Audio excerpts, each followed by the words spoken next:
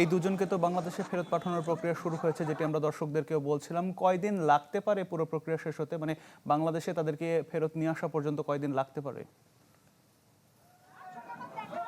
দেখুন, এই বিচার প্রক্রিয়ার মূলত ভারতে এদের কি ধরনের অপরাধে অভিযুক্ত করা হয়েছে সেটা কিন্তু মূল প্রশ্ন হয়ে দাঁড়াচ্ছে।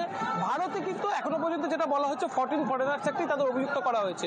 সেক্ষেত্রে যদি 14 ফরেনার্স অ্যাক্টের বিচার দেখা যায়, সেক্ষেত্রে এটা কিন্তু 2 থেকে 3 মাসের মধ্যে সাথে সাজা ঘোষণা করে দেওয়ার একটা সম্ভাবনা থাকে।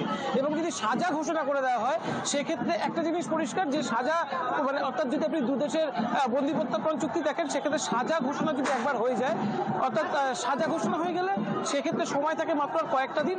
অর্থাৎ সাজা ঘোষণার পরপরই বাংলাদেশ এই বন্দীকে নিজের দেশে ফেরত নিয়ে যাওয়ার জন্য দাবি জানাতে পারে। অর্থাৎ তাদের যে দাবি সেই দাবি তারা তুলতে পারে ভারতীয় কোর্টে, এবং ভারত কোর্ট সেটা যদি মনে করে যে ভারতীয় সাজার যে মেয়াদ, সেই মেয়াদ বাংলাদেশে কাটিয়ে দেওয়া সম্ভব, সেক্ষেত্রে ভারত অনায়াসে সেই বন্দীকে বাংলাদেশে ফেরত পাঠাতে পারে। এবং এটাই কিন্তু একটা জায়গা যে মাত্র 2 মাসের মধ্যেই কিন্তু এই সাজার মেয়াদ শেষ হতে পারে। যদি ফাস্ট ট্র্যাক আদালতে বাংলাদেশ বিচারের দাবি জানায়, সেক্ষেত্রে তো আরও সংক্ষিপ্ত সময় 15 দিন থেকে 1 মাসের মধ্যে এই সাজার মেয়াদ অর্থাৎ ঘোষণা হয়ে যেতে পারে।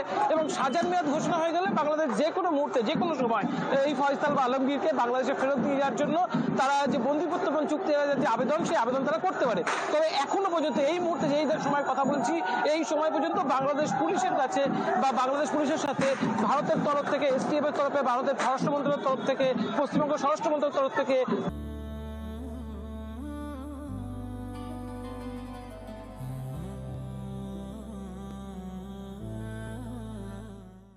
যোগাযোগ করা হয়নি। সরাসরি বাংলাদেশ পুলিশ দূতাবাসের মাধ্যমে বারবার জানতে চাওয়ার চেষ্টা চলছে যে তাদের কাছে কি ধরনের তথ্য প্রমাণ রয়েছে বা তারা কি ধরনের অভিযোগ এই দুজনের বিরুদ্ধে এখনো পর্যন্ত এনেছে, সেটা বাংলাদেশ পুলিশ জানার চেষ্টা করছে।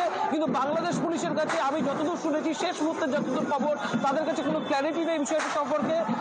একেবারে এসটিএফ এর সম্পর্কে পশ্চিমবঙ্গ রাজ্য সরকারের স্বরাষ্ট্র মন্ত্রণালয়ের সূত্রে বাংলাদেশ পুলিশকে, বাংলাদেশ দূতাবাসকে জানানো হয়েছে যে হ্যাঁ, এরকম একটা ঘটনা ঘটেছে। কিন্তু যখন তথ্য প্রমাণ তারা যখন চেয়ে পাঠিয়েছে, তথ্য প্রমাণ দিতে অস্বীকার করা হয়েছে, তথ্য প্রমাণ দেওয়া হয়নি এখনো পর্যন্ত এই খবর। আগামীকাল হয়তো বাংলাদেশ সরকারের তরফ থেকে যদি সরাসরি যোগাযোগ করা হয়, সেক্ষেত্রে হয়তো আপডেট কিছুটা আসতে পারে, হয়তো অনেক কিছু নতুন নতুন তথ্য সেক্ষেত্রে সামনে আসতে পারে।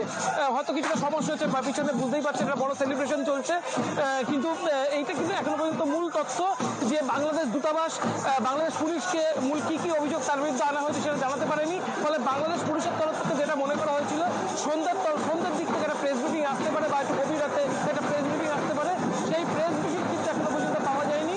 এই প্রেস মিটিং হতে পেতে আগামীকাল দুপুর বা আগামীকাল বিকেল অবধি হতে পারে, যদি দূতাবাস এই ব্যাপারটা নিশ্চিত করে। আজকে রবিবার ছিল, কোর্ট বন্ধ ছিল, শুধুমাত্র পুলিশ কোর্ট খোলা ছিল এবং সেই পুলিশ কোর্টের হিসাবে, পুলিশ কোর্টে আসামিদের খোলা হিসাবে যেটুখানি তথ্য পাওয়া গেছে, সেটুখানি তথ্যই কিন্তু সামনে এসেছে। এসটিএফ তাদের হোয়াটসঅ্যাপ গ্রুপের মাধ্যমে যেটুখানি তথ্য দিয়েছে, এসটিএফ কিন্তু সরাসরি প্রকাশ্যে সব ধরনের তথ্য দিয়ে এখনো পর্যন্ত সহযোগিতা করেনি।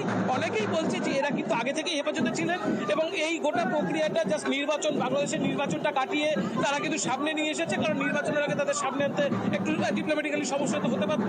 সেক্ষেত্রে সব ধরনের বিচার বিভাগের যে পরিস্থিতি, সেটা কিন্তু খতিয়ে দেখার একটা প্রক্রিয়া চলছে। জি শুভজিৎ, অনেক ধন্যবাদ আমাদের সাথে যুক্ত হবার জন্য। আমাদের